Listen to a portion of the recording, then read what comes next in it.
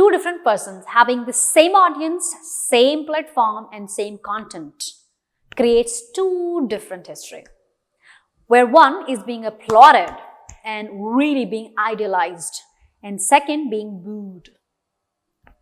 Why so much of biasness? What is the difference? What did one do right that another couldn't? Having the same content, same audience, same platform, mind you. It's all the game of creating rapport with your audience. Your audience could be one and it could be 100. Rapport creation is the identity of any great public speakers. You gotta be creating an amazing, a long-lasting, enduring rapport with your audience. Your audience could be your mother when you're trying to convince her for a night out. Your audience could be a bunch of employees whom you're trying to address and trying to convince why your company, your idea, your organization can create history, can bring the massive change in the life of everybody. How could one idea of yours can make 100 of people listening right there millionaire? It's all the game of rapport. So how to create an amazing, long-lasting, enduring rapport with your audience? Well, that's why I'm here. I'm going to tell you some of the really great nuggets which will work fantastically if you let them, if you really behave dumb-headed and listen to me here. So let's do that.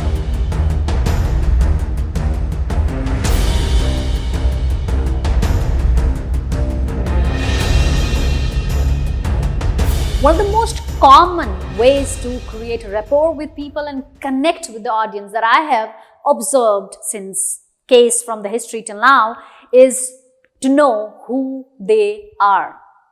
No, I'm not talking about a philosophical question of their existence in this cosmic world. I am talking about who they are in terms of their background, their ethnicity. I am talking about what's their pain, their story, their struggle. The more you know about them, the better you have chances to connect with them. And that's where you start building a good rapport with them. Very recently, I was watching this movie Udham Singh, where when Udham Singh is captured, a police officer comes and tells him that I have been assigned to your case and I'm going to investigate it. And my name is this, XYZ, and I'm born in Kanpur, India. He raised his eyebrow and looked at him. At least he did that. Body language communication, right? So the whole point is you gotta be one of them to create good rapport. Know who they are.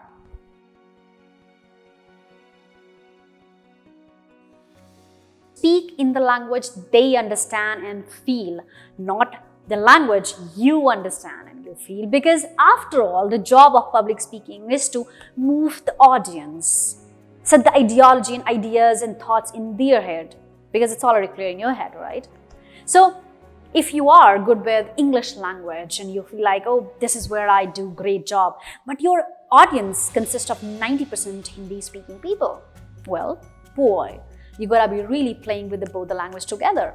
People feel valued when you speak in the language they feel in, not the language you feel in. We all idealize the people who are better than us, but we connect only with those who are imperfect like us. So you must have noticed, if you like watching speeches of the politicians, what they often do is, whatever the place they go to, whatever the city they go to, state they go to, they start speaking at least few of the sentences in their local language. Like politicians going to address the people in Bihar, they would speak something like Bihari, and people going to address Punjabis, like politician going to Punjab and addressing the crowd of Punjabi speaking people, Tode Gode starts happening, right? So language creates immediate, it gives you the platform to connect, walk each other to the same page and let's just connect.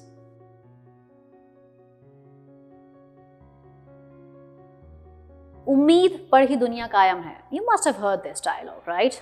Hope does all the wonders. Human loves to get the revival of their hope, their faith, the magic they believe in. And magic does happen in public speaking in order to create rapport when you talk of your struggle, when you talk of your pain, when you talk of how did you triumph over the pain and the struggle of yours? Because you see, human also loves superheroes. Human need somebody to give them the hope that if I have struggled and I overcame it, you too can. People connect with you almost immediately. But make sure the stories that you are sharing are authentic enough. And that brings me to the fourth point.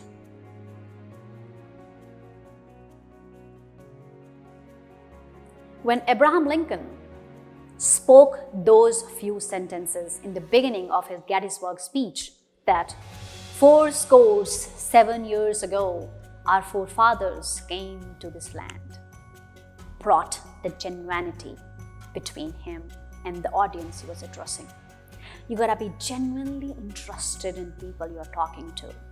You don't really have to be pretentious because, as I said before, it's difficult. So now you know what differentiates you from other speakers, and that is the ability to create a rapport with your audience, be it one or many. The way you speak has an impact, but the way you connect has a massive impact.